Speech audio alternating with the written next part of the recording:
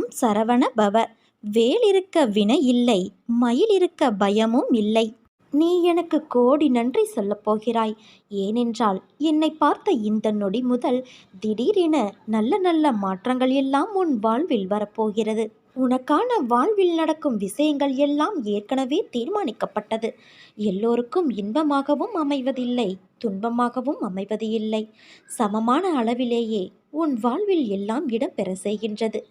இன்பம் சிரிப்பையும், துன்பம் வலி என்ற உணர்வுகளை உடையது. அதுதான் உன்னை வேறுபடவும் உணரவும் வைக்கின்றது. கடினமான பாதை என்று நினைத்தால் அது கடினம்தான். இன்பம் துன்பம் என்ற மாயை உன்னை முன்னேற விடாமல் தடுக்கின்றது. அந்த போலியான சாயலுக்கு நீ ஏன் முக்கியத்துவம் கொடுக்கிறாய்? போலியான விஷயத்தில் நிஜத்தை தொலைத்து கொள்ளாதே. அதனால் உன் மனதால் என்னை அந்த சூழலுக்கு பொறுப்பாளியாய் நினைத்துக்கொள். நிச்சயம் நீ ஏமாற மாட்டாய். உனக்கானது நிச்சயம் உன்னை வந்து சேரும் என் குழந்தையே. பயப்படாதே. என்னை நீ மறக்கவில்லை. என்னை உன்னால் மறக்க முடியாது.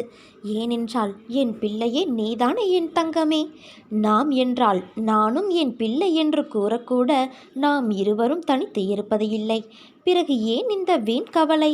மனதை அமைதியாக்கிக் கொண்டு அடுத்த வேலையை செய்யத் தொடங்கு. உழைத்து செயல்படு. அதற்கான வெகுமதியை பற்றி நீ சிந்திக்காதே. அது என் பொறுப்பு.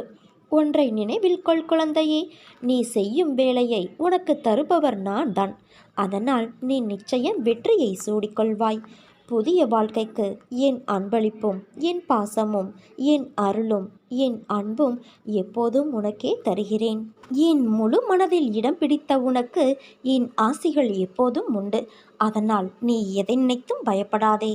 உன்னில் நிச்சயம் வெற்றி என்ற தீபத்தை நான் ஏற்றுவேன். நீ உன்னில் பார்க்கும் அனைத்துமாய் அகிலத்தின் ரூபமாய் நான் இருப்பேன். தன்னை என்னிடம் சமர்ப்பித்துவிட்டு எவன் எப்போதும் என்னையே நினைத்து கொண்டு இருக்கிறானோ அவனுக்கு நான் கடமைப்பட்டவனாகிறேன். அவனுக்கு நான் உணர வைப்பேன். அவனது கடனை நான் தீர்ப்பேன். என் தங்கமே, தினம் தினம் ஒவ்வொரு பரீட்சையை உன் மனமே உனக்கு நடத்துகிறது. ஒவ்வொரு நாளும் ஒவ்வொரு படிப்பை தரும். அதுவே உன் வாழ்க்கையில் நிகழ்கின்றது. நீ தாண்டி கடந்து வந்த நிமிடங்கள் உன் மனதின் பக்குவத்தையும் உயர்வான பாதையையும் காண்பிக்கின்றது. ஒரு முறை 2 முறை வீழலாம். ஆனால் எழுந்து நின்றுவிட்டால் உன்னை வீழ்த்த வரும் எந்த ஒரு எதிர்மறையும் உனக்கு நேர்மறையாய் அமையும். கீழே விழுவதை பற்றி கவலை கொள்ளாதே. தோள் தாங்கி கொடுத்து உன் தந்தை நான் அரவணைப்பேன். 100 முறை உடைந்து போனாலும் 1000 முறை உன்னை உருவெடுக்க செய்வேன். அதற்கான வலிமையையும் நம்பிக்கையையும் நான் உனக்கு தருவேன் என் குழந்தையே. கஷ்டங்களை வெளிப்படையாக என்னிடம் சொன்னாலே ஒரு நிம்மதி பிறக்கும். கண்ட இடத்தில் சொன்னால் உனக்கு எப்பொழுதும் தீர்வு கிடைக்காது. பகவானிடம் சொல்லி முறையிட்டு கொள்வதே முறையான செய்முறை. உன் கோரிக்கைகள் எதுவானாலும் அதை என்னிடம் மட்டும் சொல். அடுத்தவரிடம் சொல்லி ஆறுதலை தேட நினைக்காதே. உன் விதி இப்படித்தான் என சொல்பவர்களுக்கு நீ சத்தமிட்டு சொல்லிவிட்டு வா, என்னோடு இருப்பது என் தந்தை என்று. விதியையும் நான் உனக்காக மாற்றுவேன். உன்னை புகழின் உச்சிக்கு நான் கொண்டு செல்வேன். கலங்காத இரு என் குழந்தையே. உனக்கு உன் தந்தையான நான் இருக்கிறேன். நீ உண்மையோடும் ஆன்ம உணர்வோடும் கண்ணீரோடும் செய்கின்ற பிரார்த்தனைகளை கேட்டுக்கொண்டுதான் இருக்கின்றேன். நான் அளிக்கும் பதில்களை உன்னால் புரிந்து கொள்ள முடியாமல் போய்விடுவதால் மனம் போல் நடந்து தட்டி கழித்து விடுகிறாய். பலனை அதனால் நீ அடைய முடிவது இல்லை. உன் விருப்பப்படி நடக்கவும் வாழவும் உனக்கு சுதந்திரம் கொடுத்திருக்கின்றேன். அதனால்தான் என்னை புரியாமலும் எனக்கு கீழ்ப்படியாமலும் உன்னால் சுயமாக நடக்க முடிகிறது. இந்த சுதந்திர உணர்வு தான் உன்னை இந்த அளவுக்கு கீழே இறக்கி வைத்துவிட்டது. கீழே இறங்கிவிட்டோமே என்று நீ வருத்தப்படுகிறாய். கீழே வந்துவிட்ட போதும் உன்னை நினைத்து நான் பெருமைப்படுகின்றேன்.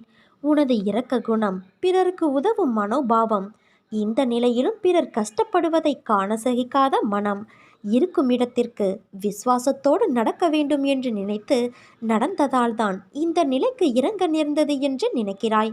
கெட்டவர்களும் கெடுமதி உள்ளவர்களும் நன்றாக இருக்கும்போது நல்லவர்களான நாங்கள் மட்டும் ஏன் கஷ்டப்பட வேண்டும்?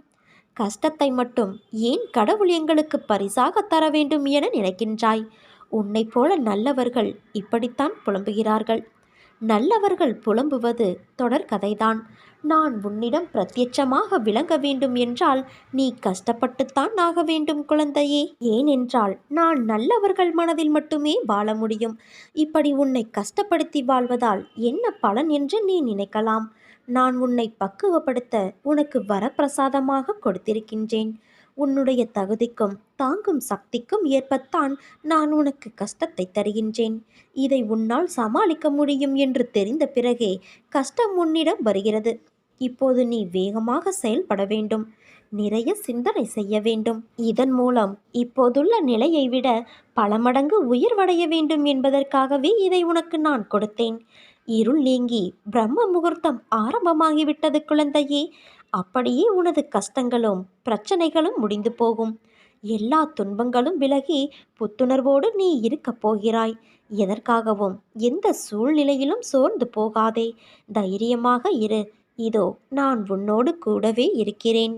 எவன் அன்போடு என்னை கூப்பிடுகிறானோ அவனிடம் ஓடி சென்று நானே வெளிப்படையாக கலந்து கொள்கிறேன்.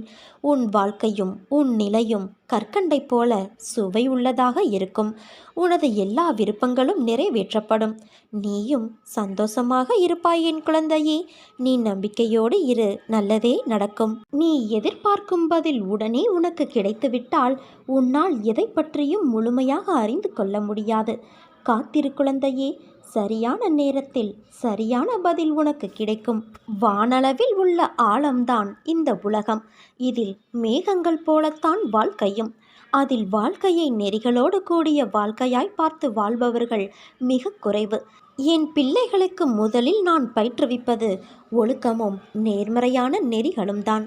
அதில்தான் நீ இப்போது இருக்கிறாய் குழந்தையே. பயிற்சி நடக்கும்போது சில போராட்டங்கள் குழப்பத்தால் நிகழும். அதில் இது எதற்கு, நல்லதா கெட்டதா என குழம்பி போய் முடிவுகள் எடுக்க முடியாமல் போகும் தருணம் என எல்லாம் வரலாம். அப்படி வரவில்லை என்றால்தான் பயிற்சியின் முறைகள் சரியில்லை என்று அர்த்தம். பயிற்சியில் தோல்விகள் வெற்றிகள் என இரு முனைகள் இருக்கும். அதில் வெற்றிக்காக போராடு. தோல்வி ஏற்படுகிறது என்றால் உன் தந்தை பெரிய வெற்றிக்கான கதவை அந்த தோல்வியில் வைத்து சாவியாக உனக்கு அனுப்புவேன் என்ற உண்மையை நீ உணர்ந்து கொள்.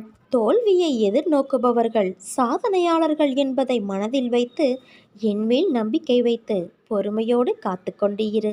விரைவில் ஒரு நல்ல செய்தி உன் செவிக்கு வந்து சேரும். நல்லவர்கள் கண்ணியமானவர்கள் என்று நினைத்தவர்களின் உண்மை முகம் கண்டு நீ அதிர்ந்து போய் நிற்கின்றாய். அதற்கு அவசியமே இல்லை. என் குழந்தைக்கு யார் எப்படி என்று புரிந்து பழகும் விதத்தை கற்றுக் கொடுப்பது உன் தந்தையான என் கடமை அல்லவா? ஆன்மீகத்தில் உள்ள எல்லோரும் கண்ணியமானவர்கள் கிடையாது. வெளியில் அவர்களின் செயல்பாடுகளை வைத்து நம்பி ஏமாந்து விடக்கூடாது. அதற்குத்தான் முன்னெச்சரிக்கையாக உனக்கு எல்லாவற்றையும் காட்டுகிறேன். யாரையும் எளிதில் நம்பக்கூடாது என்பதற்கு இது ஒரு உதாரணம். பாலையும் தண்ணீரையும் கலந்து வைத்தால் அன்னப்பறவை போல தண்ணீரிலிருந்து சுத்தமான பாலை உனக்கு பிரிக்க தெரிய வேண்டும் என்பதற்குத்தான் இந்த நிகழ்வுகள் எல்லாம் உன்னை எட்டி பார்க்கிறது. நீ எனக்கு கிடைத்த அற்புதமான குழந்தை. ஆனால் வெளுத்ததெல்லாம் பால் என நினைக்கும் வெகுளியான குழந்தை. இந்த வெகுளித்தனங்களை விட்டு கொஞ்சம் வினயமாகவும் நடந்து கொள். என் இந்த உபதேசத்தின்படி நடந்து கொள். நான் எப்போதும் உன்னோடு இருப்பேன். எந்த கவலையும் உனக்கு வேண்டாம் என் குழந்தையே. நீ நடந்ததையே நினைத்து கொண்டு இருப்பதால் உன்னால் அடுத்த செயல்களில் கவனம் செலுத்த முடியாமல் போகிறது. என்ன நடந்தாலும் அதற்கு ஒரு காரணம் இருக்கும் என்று நம்பு. அது நிச்சயம் உன் நன்மைக்காக மட்டுமே இருக்கும் என்று நினை. உன் தந்தை உன்னை ஒருபோதும் கைவிட மாட்டேன். அனைத்தையும் நானே நடத்துகிறேன் என்று என்னை திடமாக நம்பு என் குழந்தையே. எனக்கு நானாகவே செய்கிறேன் என்ற எண்ணத்தை உனக்குள் வரவிடாதே. நான் துணையாக இருப்பேன். நீ நடக்கும் பாதையில் முட்கள் இருந்தால் நானே முன்பாகவே சென்று களைந்து விடுகிறேன். நான் உன்னுடனேயே வந்து கொண்டு இருக்கிறேன் என் தங்கமே. நீ நம்பிக்கையோடு இரு, நல்லதே நடக்கும்.